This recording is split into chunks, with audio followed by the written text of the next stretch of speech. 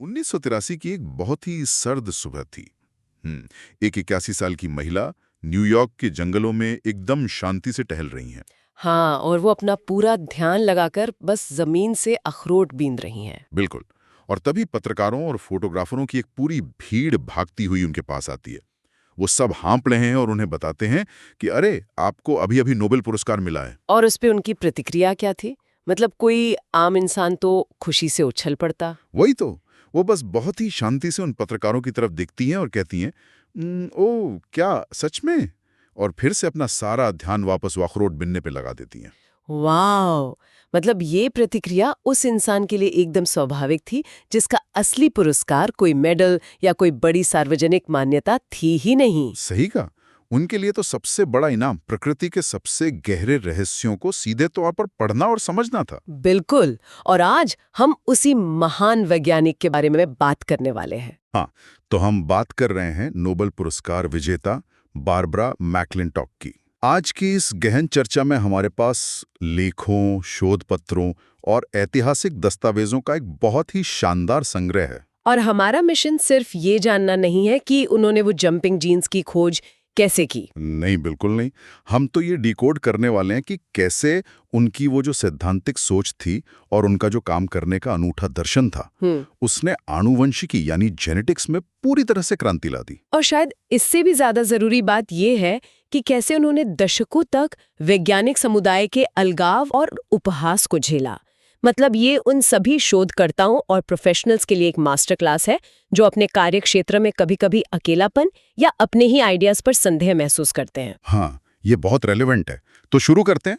ये जो अराजकता को देखने और एक नई व्यवस्था को समझने की क्षमता थी ना, ये उनमें रातों रात नहीं आई थी। बिल्कुल नहीं। इसकी जड़ें तो उनके बचपन में ही बहुत गहराई से जमी हुई थी। वो एक ऐसी लड़की थी जिसे समाज के वो जो तयशुदा सांचे होते हैं ना, उनमें ढलना बिल्कुल मंजूर नहीं था। 1902 में जब उनका जन्म हुआ तो उनके माता पिता ने उनका नाम रखा एलेनोर। हाँ, लेकिन जल्दी ही उन्हें एहसास हो गया कि ये नाम उस बच्ची के लिए बहुत नाजुक है। सही बात है।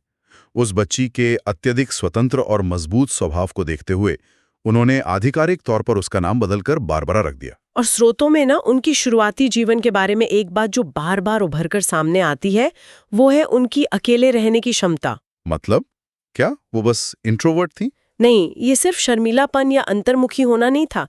ये बाहरी शोर को पूरी तरह से बंद करके बिना किसी बाहरी सहारे के अपने विचारों पर गहराई से ध्यान केंद्रित करने की एक असाधारण ताकत थी। वाह! और उस दौर में एक महिला के लिए ऐसा होना और ये रास्ता चुनना बिल्कुल भी आसान नहीं था। बिल्कुल। उनकी माँ को तो गंभीरता से ये डर सताता था कि अगर बारबरा ने उच्च शिक्षा हासिल कर ली तो वो अनमैरिजेबल हो जाएंगी। मतलब उनकी शादी नहीं हो पाएगी। ये डर उस समय कितना आम था। हाँ, लेकिन उनके पिता ने उनका बहुत समर्थन किया और उसी समर्थन से वो 1919 में कॉर्नेल यूनिवर्सिटी पहुंच गई। और मजे की बात यह है कि वो वहां कोई एकांतवासी किताबी कीड़ा नहीं थी। हाँ, मैंने पढ़ा है वो छात्र संघ की अध्यक्ष भी बनी थी। बिल्कुल। और एक जैज बैंड में बेंजो भी बजाया करती थी। मतलब पूरी तरह से एक ऑलराउंडर। लेकिन कॉर्नेल में ही उनका सामना उस विषय से हुआ जिसने उनकी जिंदगी पूरी तरह बदल दी। आप साइटोजेनेटिक्स की बात कर रहे हैं ना? हाँ, यहीं से उनके उस प्रसिद्ध दर्शन का जन्म हुआ जिसे उनके जीवनीकार a feeling for the organism या जीव के प्रति संवेदना कहते हैं। ये दर्शन ना उनके काम करने के तरीके का एकदम मूल आधार था। उस समय के वैज्ञानिक अक्सर जीवों को सिर्फ डेटा पॉइंट या मशीन के पुर्जों की तरह देखते थे। लेकिन मैकलिंटॉक का नजरिया बिल्कुल अलग था, है ना? एकदम अलग। वो मक्के के पौधे को बस एक एक्सपेरिमेंट नहीं मानती थी। वो उसे बीज बोने से लेकर उसके परिपक्व होने तक ऑब्जर्व करती थी। मतलब उनका मानना था कि मक्के का हर पौधा एक इंडिविजुअल है। हाँ, उसकी अपनी एक पहचान है और एक वैज्ञानिक को उस अंतर को गहराई से समझना चाहिए। यार, ये बात सच में सोचने पर मजबूर करती है। ये तो बिल्कुल वैसा ही है जैसे किसी इंसान की सिर्फ सोशल मीडिया प्रोफाइल देखकर उसके बारे में राय बनाने के बजाय आप उसके साथ सालों बिताएं। बिल्कुल सही तुलना है। आप उसकी आदतों को समझें और एक गहरी दोस्ती कायम करें। मैकलिंटॉक सिर्फ माइक्रोस्कोप में देखकर डेटा के नंबर नहीं लिख रही थी, वो सच में उन पौधों के साथ जी रही थी। और इसी गहरी समझ और जुड़ाव ने उन्हें वो देखने की क्षमता दी जो बाकी के वैज्ञानिक उस वक्त नहीं देख पा रहे थे। तो अगर हम 1920 और 30 के दशक की बात करें, कॉर्नेल उस समय मक्के के आनुवांशिकी का केंद्र था, राइट? हाँ, वो उसका स्वर्ण युग था। लेकिन उस समय क्रोमोसोम का अध्ययन करना बेहद मुश्किल काम था। वो माइक्रोस्कोप के नीचे बस पारदर्शी और उलझे हुए धागों जैसे दिखते थे। तो उन्होंने इसे सुलझाया कैसे? उन्होंने एसिटोकार्माइन स्टेनिंग नाम की एक तकनीक विकसित की। मैं हमेशा सोचता हूँ कि ये प्रक्रिया असल में काम कैसे करती है। मतलब एक जीवित कोशिका के अंदर देखना और उन पारदर्शी धागों को समझना तो बहुत ही जटिल होगा। हाँ, तो उन्होंने क्या किया कि माइक्रोस्पोर्स का उपयोग किया। माइक्रोस्पोर्स मतलब? यानी परागकण बनने से ठीक पहले की जो कोशिकाएं होती हैं वो, और उन्हें एक विशेष लाल डाई से रंगा। अच्छा, तो डाई से रंगने पर क्या हुआ?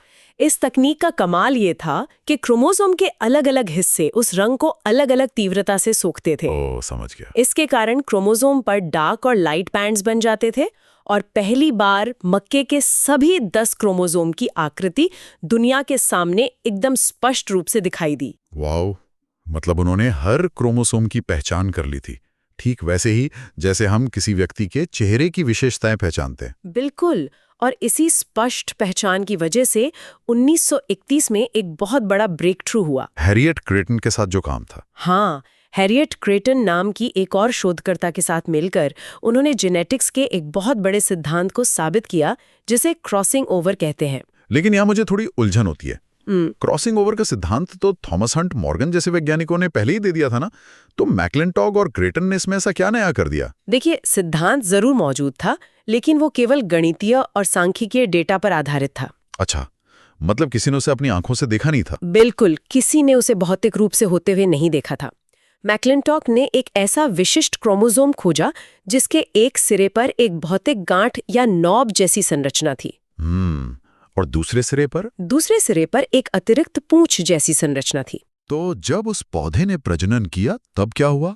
तब उन्होंने माइक्रोस्कोप के नीचे स्पष्ट रूप से देखा कि वो गांठ एक क्रोमोसोम से टूटकर दूसरे क्रोमोसोम पर जुड़ गई है। ओह वाओ, मतलब उन्होंने एक विजुअल मार्कर का उपयोग करके ये साबित कर दिया कि आनुवांशिक लक्षण किसी रहस्यमयी तरीके से हवा में नहीं बदलते। हाँ, बल्कि क्रोमोसोम सचमुच अपने भौतिक हिस्सों की अदला बदली करते हैं। ये तो किसी जासूसी कहानी में असली फिंगरप्रिंट ढूंढ निकालने जैसा है। सही कहा। और इस एक खोज ने ही उन्हें जेनेटिक्स के दिग्गजों की कतार में ले जाकर खड़ा कर दिया। 1944 में वो नेशनल एकेडमी ऑफ साइंसेस के लिए चुनी जाने वाली तीसरी महिला बनी। लेकिन इतनी बड़ी सफलता के शिखर पर पहुंचने के बाद भी उनका सबसे क्रांतिकारी काम आना तो अभी बाकी था। बिल्कुल, 1940 के दशक में वो कोल्ड स्प्रिंग हार्बर लेबोरेटरी आ गईं। हाँ, और यहाँ उन्हें अपने तरीके से काम करने की पूरी आज़ादी मिली। और यहीं पर उन्होंने मक्के के दानों पर बैंगनी और सफ़ेद धब्बों का अध्ययन शुरू किया, जिन्हें मोज़ाइक पैटर्न कहते हैं। हम सभी ने वो सजावटी मक्के देखे हैं ना, जिन पर अलग अलग रंग के दाने होते हैं। हाँ, बिल्कुल देखे हैं। लेकिन मैक्लिंटॉक ने उनमें ऐसा क्या देख लिया जो बाकी पूरी दुनिया मिस कर गई? उन्होंने देखा कि उन धब्बों का जो पैटर्न है वो हर पीढ़ी में बहुत तेजी से बदल रहा था। और उस समय के विज्ञान का क्या मानना था? उस समय का विज्ञान ये मजबूती से मानता था कि जीन्स एक धागे में पिरोए गए मोतियों की तरह एक ही जगह पर टिके रहते हैं। मतलब वो स्थिर होते हैं? हाँ, उनमें म्यूटेशन होता है, लेकिन वो एक बेहद धीमी और स्थिर प्रक्रिया मानी जाती थी। तो मैक्लिंटॉक ने इसे कैसे गलत साबित किया? उन्होंने कई पीढ़ियों तक मक्के की क्रॉस ब्रीडिंग कराई और क्रोमोसोम में होने वाले भौतिक बदलावों को दाने के रंग के पैटर्न के साथ मैप किया। और तब उन्होंने वो कंट्रोलिंग एलिमेंट्स की खोज दी, बिल्कुल, जिन्हें उन्होंने एसी यानी एक्टिवेटर और डीएस यानी डिसोसिएशन नाम दिया। मैं इस सिस्टम को थोड़ा समझने की कोशिश कर रहा हूँ। अगर डीएस यानी डिसोसिएशन तत्व क्रोमोसोम को तोड़ रहा है, तो ये तो कोशिका के लिए पूरी तरह से विनाशकारी होना चाहिए ना? हाँ, सुनने में तो ऐसा ही लगता है। तो ऐसे में कोशिका मर क्यों नहीं जाती? ये एक व्यवस्थित सिस्टम कैसे हो सकता है? ये एक बहुत ही तार्किक सवाल है, और यहीं पर मैक्लिंटॉक की असली प्रतिभा चमकती है। डीएस असल में क्रोमोसोम को तोड़ सकता है या किसी जीन के बीच में बैठकर उसकी कार्यप्रणाली को रोक सकता है। लेकिन वो अपने आप कुछ नहीं कर सकता। उसे एक मास्टर स्विच की जरूरत होती है, जो है एसी यानी एक्टिवेटर। अच्छा, तो जब एक्टिवेटर मौजूद होता है तभी वो काम करता है? हाँ, जब एसी मौजूद होता है तभी डीएस अपनी जगह से जंप कर सकता है। तो रंग कैसे बदलता है? जब डीएस किसी रंग बनाने वाले जीन के बीच में जाकर बैठ जाता है तो रंग बनना बंद हो जाता है और दाना सफेद हो जाता है। और अगर वो वहां से हट जाए तो? बिल्कुल।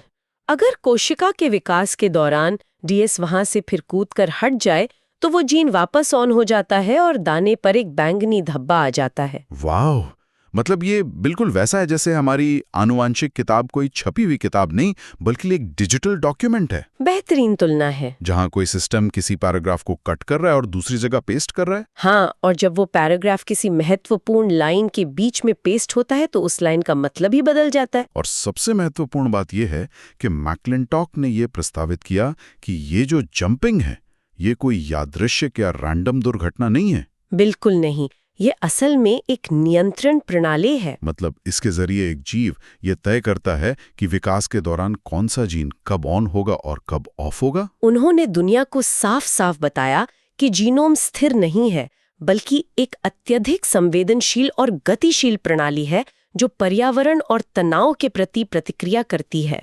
उन्होंने जीवन के सबसे बड़े रहस्यों में से एक को सुलझा लिया था। हाँ, तो 1951 में जब उन्होंने कोल्ड स्प्रिंग हार्बर सिंपोजियम में दुनिया के सबसे बड़े वैज्ञानिकों के सामने ये अपना शोध प्रस्तुत किया तो तार्किक रूप से तो उन्हें तालियों की गड़गड़ाहट से नवाजा जाना चाहिए था। होना तो यही चाहिए था। लेकिन स्रोतों के अनुसार वहां प्रतिक्रिया क्या थी? पूरी तरह खामोशी। हाँ, एकदम सन्नाटा। उलझन और यहां तक कि दुश्मनी। लोगों ने उनके काम को पागलपन तक कह दिया। तो क्या मैक्लिंटॉक अपनी बात समझाने में बुरी थी या उस समय के वैज्ञानिक समुदाय ने सच में अपनी आंखों पर पट्टी बांध रखी थी? ये ना एक बहुत ही जटिल स्थिति थी। इसका एक बड़ा कारण था विज्ञान में मटिल्डा इफेक्ट। मटिल्डा इफेक्ट मतलब जहां महिला वैज्ञानिकों के काम को व्यवस्थित रूप से नजरअंदाज कर दिया जाता है। बिल्कुल। मिसौरी विश्वविद्यालय में अपने पिछले कार्यकाल के दौरान मैक्लिंटॉक को फैकल्टी बैठकों से बाहर रखा गया था और उन्हें वो सम्मान कभी नहीं मिला जिसकी वो असल में हकदार थीं। ये तो बहुत ही गलत बात है। हाँ, और उनका काम करने का जो सहज और समग्र तरीका था वो उस समय के पुरुष प्रधान विज्ञान को पूरी तरह से गैर वैज्ञानिक लगता था। लेकिन सिर्फ सेक्सिज्म ही पूरी कहानी नहीं हो सकती ना। मतलब वो नेशनल एकेडमी की सदस्य थीं, बड़े वैज्ञानिक उनकी प्रतिभा को जानते थे, फिर ये अंधापन क्यों? आपका सोचना बिल्कुल सही है। इतिहासकार नैथानियल कम्फर्ट बताते हैं कि असली टकराव दो अलग-अलग वैज्ञानिक भाषाओं और प्रतिमानों का था। मतलब पैराडाइम्स का टकराव। हाँ, 1950 के दशक में मॉलिक्यूलर बायोलॉजी का बहुत तेजी से उदय हो रहा था। अच्छा, वो डीएनए वाला दौर। हाँ, नए वैज्ञानिक डीएनए की रासायनिक संरचना खोजने में लगे हुए थे और बैक्टीरिया व वायरस जैसे एकदम सरल जीवों पर काम कर रहे थे। तो उनका दृष्टिकोण कैसा था? उनका दृष्टिकोण पूरी तरह से मशीनी था। उनका मानना था कि जीन बस एक रासायनिक कोड है जो हमेशा स्थिर रहता है। और दूसरी तरफ मैक्लिंटॉक्स साइटोजेनेटिक्स की भाषा बोल रही थी। बिल्कुल, वो पूरे जीन, मक्के के खेतों और क्रोमोसोम के टूटने की बात कर रही थीं। दोनों की भाषाएं बिल्कुल अलग थीं। ये तो ऐसा हो गया जैसे एक व्यक्ति सॉफ्टवेयर कोड की बात कर रहा है और दूसरा कंप्यूटर के हार्डवेयर की। बहुत सटीक उदाहरण है। और 1961 की एक घटना इस खाई को बहुत स्पष्ट रूप से दिखाती है। कौन सी घटना? फ्रांसिस जैकब और जैक्स मोनार्ड नामक दो फ्रांसीसी वैज्ञानिकों ने बैक्टीरिया में जीन रेगुलेशन का ओपेरॉन मॉडल पेश किया। हाँ, जिसके लिए उन्हें बाद में नोबेल पुरस्कार भी मिला था। बिल्कुल।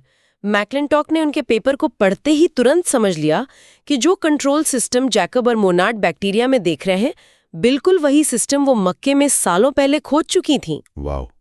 तो क्या उन्होंने जैकब और मोनार्ड को ये बताने की कोशिश की कि भाई ये सिस्टम तो पहले ही खोजा जा चुका है? हाँ, उन्होंने 1961 में ही एक पेपर पब्लिश करके मक्के और बैक्टीरिया के कंट्रोल सिस्टम के बीच समानताएं दिखाईं। और उनकी प्रतिक्रिया क्या थी? जैकब और मोनार्ड ने इसे सिरे से खारिज कर दिया। क्या? लेकिन क्यों? क्योंकि मॉलिक्यूलर बायोलॉजिस्ट बैक्टीरिया के रासायनिक डेटा को ही अंतिम सत्य मान रहे थे। मक्के के जटिल जीव विज्ञान को समझने के लिए उनके पास न तो समय था और न ही इच्छा। वो ये मानने को तैयार ही नहीं थे कि कोई जीन अपनी जगह बदल सकता है। बिल्कुल नहीं। यार, ये तो किसी भी शोधकर्ता के लिए बहुत ही हताश करने वाला रहा होगा। मतलब आप एक सच्चाई को देख रहे हैं, उसे स्पष्ट सबूतों के साथ पेश कर रहे हैं, लेकिन कोई उसे समझने को तैयार ही नहीं है। हाँ, बहुत फ्रस्ट्रेटिंग था। तो इसके बाद मैक्लिंटॉक की प्रतिक्रिया क्या थी? मैंने सुना है उन्होंने 1953 के बाद इस विषय पर पेपर पब्लिश करना ही बंद कर दिया था। हाँ, उन्होंने पब्लिश करना जरूर बंद कर दिया, लेकिन उन्होंने अपना काम एक दिन के लिए भी नहीं रोका। ये बहुत बड़ी बात है। और ये बात ना आज के उन सभी शोधकर्ताओं के लिए एक बहुत बड़ा सबक है जो अपने क्षेत्र में कभी-कभी अकेलापन महसूस करते हैं। बिल्कुल। जब उनके सहकर्मी में उनके बात नहीं समझी तो उन्होंने क्या किया?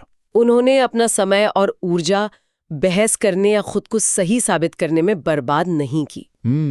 उनका एक बहुत ही प्रसिद्ध कथन है ना इस बारे में। हाँ, उन्होंने कहा था, अगर आप जानते हैं कि आप सही रास्ते पर हैं, अगर आपके पास ये आंतरिक ज्ञान है, तो कोई भी आपको रोक नहीं सकता, चाहे वे कुछ भी कहें। आंतरिक ज्ञान, ये सिर्फ खोखला आत्मविश्वास नहीं है, ये उस जीव के साथ सालों बिताने और उसे गहराई से समझने के बाद पैदा हुआ एक अटूट विश्वास है। बिल्कुल सही कहा। इसके बाद उन्होंने दक्षिण अमेरिका की यात्रा भी की थी, राइट? हाँ, उन्होंने वहां मक्के की विभिन्न प्रजातियों के क्रोमोसोम का अध्ययन किया और ये भी साबित किया कि मक्के का विकास और मानव प्रवास का इतिहास आपस में बहुत गहराई से जुड़े हुए हैं। और अगर हम उनके जीवन से आज के दौर के लिए कुछ व्यावहारिक सबक लें, तो एक बड़ी बात ये सामने आती है कि उन्होंने हमेशा प्रतिष्ठा से ज्यादा स्वतंत्रता को चुना। मतलब मिजौरी वाली घटना? हाँ, जब मिसौरी विश्वविद्यालय में उन्हें लगा कि उनका दम घुट रहा है और उन्हें वो समानता नहीं मिल रही है, तो उन्होंने वो प्रतिष्ठित नौकरी तुरंत छोड़ दी। और फिर वो कहाँ गई? उन्होंने कोल्ड स्प्रिंग हार्बर लेबोरेटरी को चुना, क्योंकि वहां उन्हें बिना किसी प्रशासनिक बोझ के अपनी खुद की गति से काम करने की पूर्ण स्वतंत्रता मिली। और उनकी वो गति क्या थी? उनका मंत्र था take the time and look, यानी समय लें और देखें। आज के तेज तर्रार रिसर्च के माहौल में, जहां हर कोई बस जल्दी से जल्दी अपना पेपर छापने की होड़ में लगा है, ये मंत्र बहुत ज्यादा मायने रखता है। हाँ, वो घंटों माइक्रोस्कोप के नीचे स्लाइड देखती रहती थी। वो सिर्फ डेटा इकट्ठा नहीं कर रही थी, वो प्रकृति के काम करने के तरीके को महसूस कर रही थी। और अंततः प्रकृति ने उनकी बात को सही साबित किया है ना? बिल्कुल। 1960 और 70 के दशक के अंत तक जब नई तकनीकें आईं, तो वैज्ञानिकों ने बैक्टीरिया, फलों की मक्खियों, खमीर और यहाँ तक कि इंसानों में भी जंपिंग जीन्स या ट्रांसपोजोन्स खोज निकाले। वाह! मतलब तब जाकर पूरी दुनिया को समझ आया कि ये सिर्फ मक्के की कोई अजीब बात नहीं थी। हाँ, ये जीवन का एक सार्वभौमिक नियम था। असल में आज का विज्ञान तो ये जानता है कि मानव जीनोम का लगभग आधा हिस्सा इन्हीं जंपिंग जीन्स से बना हुआ है। बिल्कुल, और ये एंटीबायोटिक रेजिस्टेंस से लेकर कैंसर तक कई महत्वपूर्ण जैविक प्रक्रियाओं में सीधे तौर पर शामिल हैं। और जब वैज्ञानिक समुदाय को अपनी इस इतनी बड़ी गलती का एहसास हुआ, तो सम्मानों की झड़ी लग गई। लगनी ही थी। 1983 में 81 वर्ष की आयु में उन्हें चिकित्सा के क्षेत्र में नोबेल पुरस्कार से सम्मानित किया गया। और ये चिकित्सा के क्षेत्र में किसी महिला को बिना साझा किए जाने वाला पहला नोबेल पुरस्कार था। हाँ, ये एक बहुत बड़ा ऐतिहासिक पल था। और जैसा कि हमने एकदम शुरुआत में बात की थी, जब ये खबर आई तो वो इस सब शोर शराबे से दूर जंगल में अखरोट बीनने में व्यस्त थीं। उन्होंने बाद में कहा भी था कि ये थोड़ा अनुचित लगता है कि किसी को उस चीज के लिए पुरस्कृत किया जाए जिसे करने में उसे जीवन भर इतना आनंद मिला हो। मतलब मक्के के पौधे से सवाल पूछना और फिर उसके जवाब का इंतजार करना। बिल्कुल। तो बारबरा मैक्लिंटॉक की कहानी केवल जंपिंग जीन्स की खोज की कहानी नहीं है। नहीं, ये कहानी है अवलोकन, सिद्धांत और अटूट प्रयोग के सही तालमेल की। हाँ, ये साबित करती है कि हमारा जीनोम कोई मृत या स्थिर कोड नहीं है, बल्कि एक जीवित और अत्यधिक संवेदनशील अंग है जो तनाव और पर्यावरण के प्रति तुरंत प्रतिक्रिया करता है। और ये कहानी हमें ये भी याद दिलाती है कि विज्ञान में अंतिम सत्य जैसी कोई चीज नहीं होती। जो आज का स्थापित सिद्धांत है, वो कल गलत साबित हो सकता है। बिल्कुल सही। और यहीं पर हम आज की इस गहन चर्चा को समाप्त करेंगे, लेकिन श्रोताओं के लिए एक ऐसे सवाल के साथ जो हम सभी के दिमाग में गूंजता रहेगा। वो क्या है? देखिए, चूंकि मैक्लिंटॉक ने अकेले ही ये साबित कर दिया कि दशकों पुराने स्थापित सिद्धांत पूरी तरह से गलत हो सकते हैं, तो ये सोचने वाली बात है कि आज हमारे विज्ञान, हमारे समाज या हमारे अपने कार्य क्षेत्रों में ऐसे कौन से स्थापित सत्य या सेटल्ड डॉगमा है जिन्हें हर कोई बस आंख बंद करके मानकर चल रहा है। हाँ, ये बहुत गहरा सवाल है। और क्या कहीं कोई अकेला व्यक्ति किसी कोने में चुपचाप गहराई से देखकर उस सत्य को पलटने की तैयारी कर रहा है? हाँ। हमारे अपने क्षेत्र के वो जंपिंग जीन्स क्या हो सकते हैं जिन्हें बाकी सब अनदेखा कर रहे हैं? इस पर जरूर विचार कीजिएगा। बिल्कुल विचार कीजिएगा। हमारे साथ जुड़ने के लिए बहुत बहुत धन्यवाद।